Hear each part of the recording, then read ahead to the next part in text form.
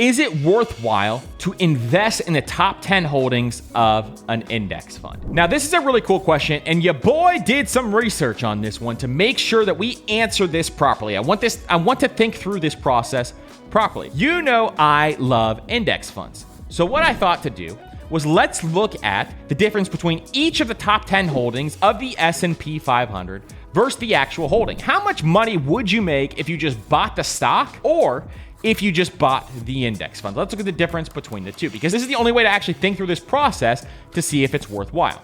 Now, I ran these numbers based on the last 10 years. So in the last 10 years, what happened with the stock and what happened with the S&P 500? What is the rate of return? So you can do this with other things as well. You can look at QQQ and the NASDAQ. You can do it a number of different ways. But what I did was look at the S&P 500 because that's what we talk about all the time. And the S&P 500 is the 500 largest stocks in the US stock market. So in the last 10 years, the S&P, specifically VOO, has returned 14.6% over the last 10 years. So the top 10 holdings are actually a very large weight of that index, because the way the index fund works is it's a weighted mutual fund that has very low costs and fees, and it just mirrors an index. So what happens here is that the top 10 holdings are typically a large majority of what an index holding is. So you're actually owning a large portion of each of these companies when you do that. But what will happen if you bought the individual stocks? Let's look at the top 10. So the first one is Apple. So remember this, the S&P 500 has returned that 14.6%. So Apple, on a weighted average of the S&P 500 index fund,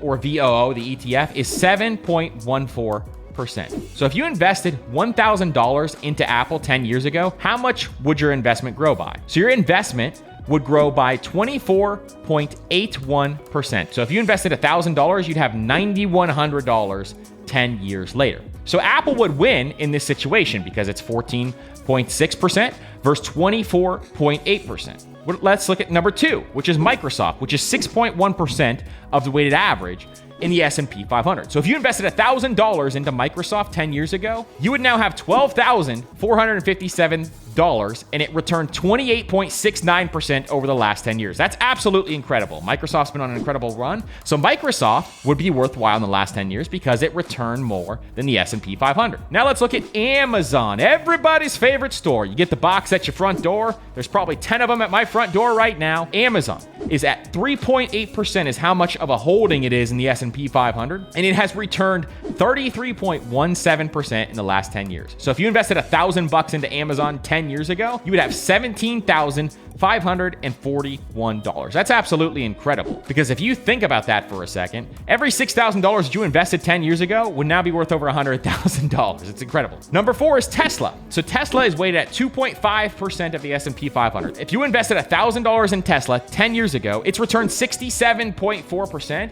So you'd have $172,804. So Tesla's been on an incredible run. A lot of people 10 years ago didn't know who Elon Musk is like they do now. So Tesla's run has been, and all of their growth have been within the last 10 years. So that's an incredible run if Tesla would win that argument as well. So far the top four, Apple, Microsoft, Amazon, and Tesla, would have all won. Now let's look at Alphabet, which is Google. If you invested $1,000 into Alphabet, how much would it have grown by now? It would have grown 26.46%, so right around another $9,000. So the top five win. Let's look at Nvidia. So Nvidia is 1.8% of the S&P 500. So if you invested $1,000 into Nvidia 10 years ago, how much would your investment have grown by? It would have grown by 59.45%, or you'd have $106,229 if you invested in that individual stock. Now let's look at number seven, Berkshire Hathaway, which is Uncle Warren's company, our boy Warren Buffett's company. So if you invested $1,000 into Berkshire Hathaway 10 years ago, you'd have 11.39% return, or your money would have turned into $2,940. So the S&P 500 would have beat Berkshire Hathaway in this situation. Number eight is Meta, or Facebook. Now, Facebook is 1.4%, and it has returned over the last 10 years 19.93%. So $1,000 would have grown to $6,100. So Facebook would have won as well. Number nine is United Healthcare Group. So if you invested $1,000 in United Healthcare Group 10 years ago, it would return 26.2%, and you'd have $10,246.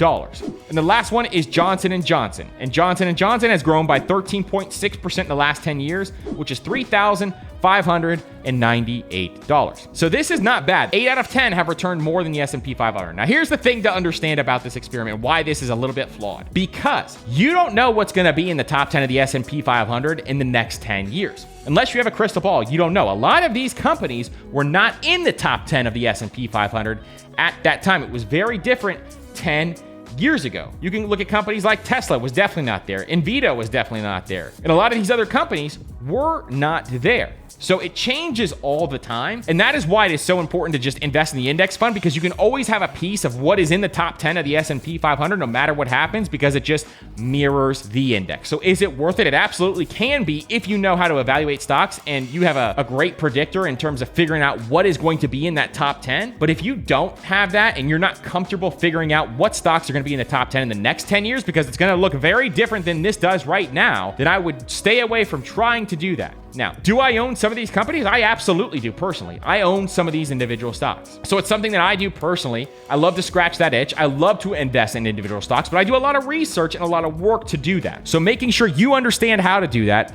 is incredibly important if you're going to get into doing this. Thank you guys so much for watching this money Q&A video. If you guys have any questions or want to leave a question with me, hit me up on Instagram or TikTok at Master Money Co. And if you like this video, here's another Q&A video that I know you're going to love.